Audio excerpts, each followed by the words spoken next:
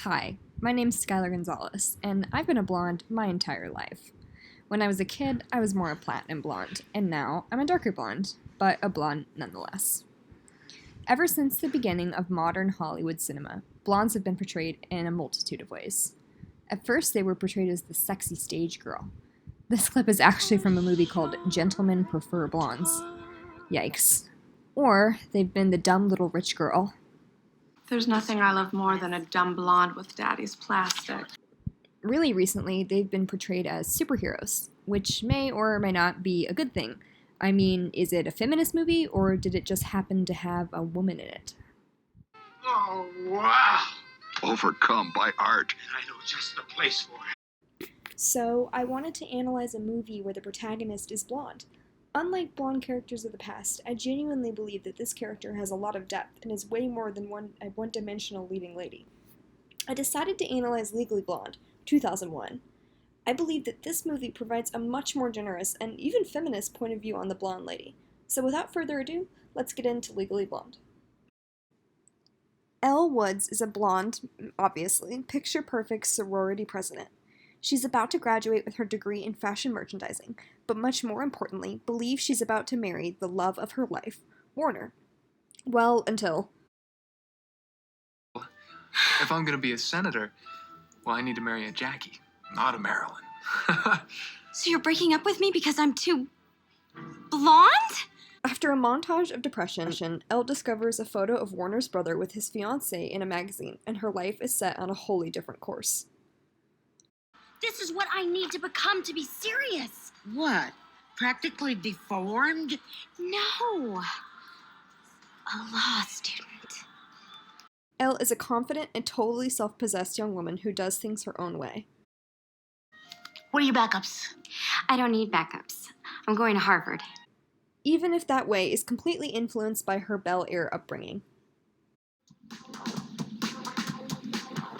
Oh, hi. My name is Elle Woods, and for my admissions essay, I'm going to tell all of you at Harvard why I'm going to make an amazing lawyer. Finally, Elle Woods arrives at Harvard to be immediately catcalled or bullied, whichever way you want to look at it. Hey, Brad, check out Malibu Barbie. Where's the beach, honey? And she really doesn't fit in. Aaron Mitchell. I graduated first in my class from Princeton. I have an IQ of 187. And it's been suggested that Stephen Hawking stole his brief history of time from my fourth grade paper. Cool. Me? Yeah. Okay. Hi, I'm Elle Woods, and this is Breezer Woods, and we're both Gemini vegetarians. Enter Vivian Kensington. Vivian is first introduced to us as a rude girl who helps get Elle kicked out of class. Do you think it's acceptable that Ms. Woods is not prepared? No. I don't. Would you support my decision to ask her to leave class and to return only when she is prepared? Absolutely.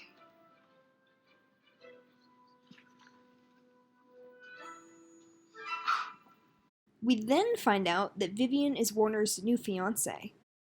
Vivian Kensington?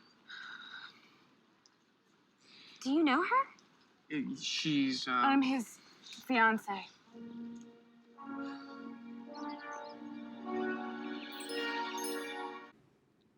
I think it's really important the way that they did this. The rivalry set up between Vivian and Elle is not immediately caused by a man. It's because Vivian is rude to Elle on a personal level. It's about them not liking each other, not playing tug-of-war with Warner, at least not initially. We see that all too often in movies, especially movies with characters like the blonde bombshell, or the breasty blonde who steals your husband when you aren't looking. Vivian and Elle begin quietly wrestling with one another throughout their classes. Women are instinctively awful to each other. And this culminates when Vivian plays a trick on Elle that causes her to show up to a regular party in a Playboy bunny outfit. Is this an excuse for us to see Reese Witherspoon in a Playboy bunny outfit? Quite possibly. However, at the party, Elle receives a devastating blow. I know, I'm so busy with these case studies and hypos. I know what you mean. I can't imagine doing all this and Callahan's internship next year. This is going to be so much. Oh, well. Come on, you're never gonna get the grades to qualify for one of those spots. You're not smart enough, sweetie. Wait, am I on glue, or did we not get into the same law school, Warner? Well, yeah, but But what? We took the same LSATs, and we're taking the same classes. I know, but come on, Elle, be serious. You can do something more valuable with your time. I'm never going to be good enough for you, am I?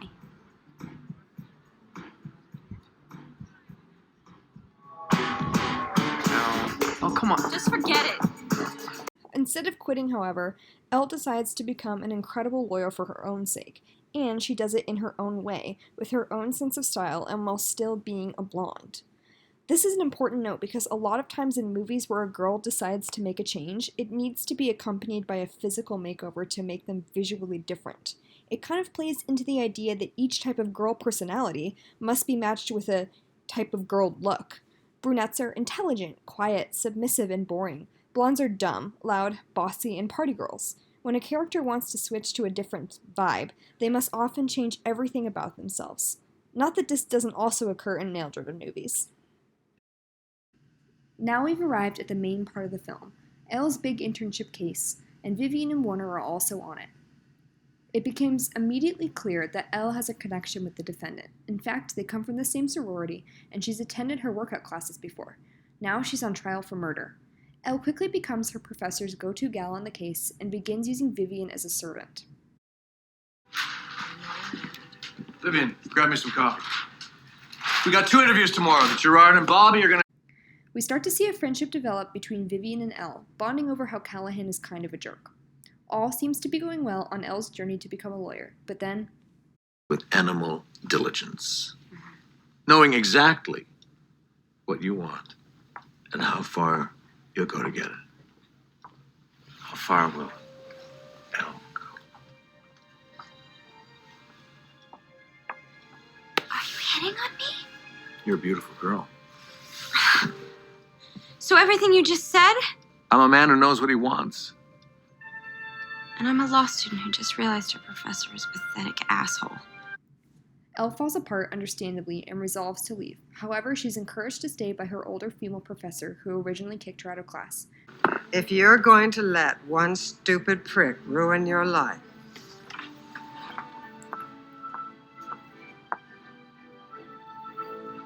you're not the girl I thought you were.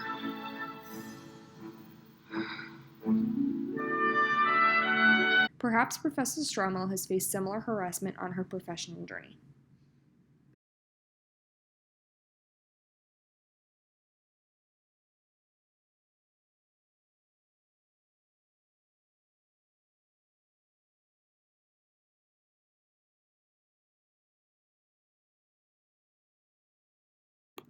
The movie finally culminates with Elle being hired as the main lawyer to defend her client, and with this epic scene where she uses her feminine knowledge to win the case. Chutney, why is it that Tracy Marcinko's curls were ruined when she got hosed down? Because they got wet? Exactly.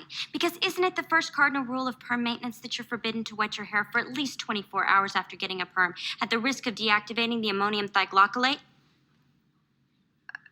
Yes. And wouldn't somebody who's had, say, 30 perms before in their life be well aware of this rule? And if, in fact, you weren't washing your hair, as I suspect you weren't because your curls are still intact, wouldn't you have heard the gunshot?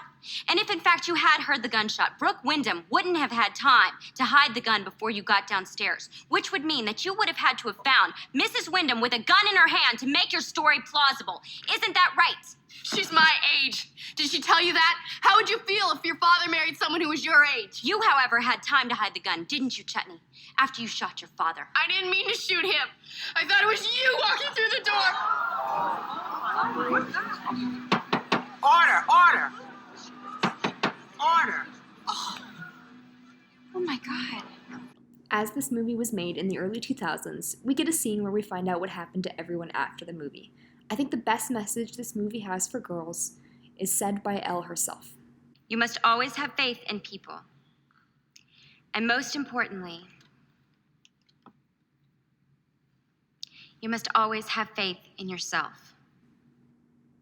The message is that you do not have to change who you are fundamentally as a person in order to achieve your goals. It also shows that your goals should not revolve around anyone, especially a man. You have to do things for yourself because it's what you truly want to do. This is such a powerful message for girls of every shape, size, creed, color, ethnicity, what have you.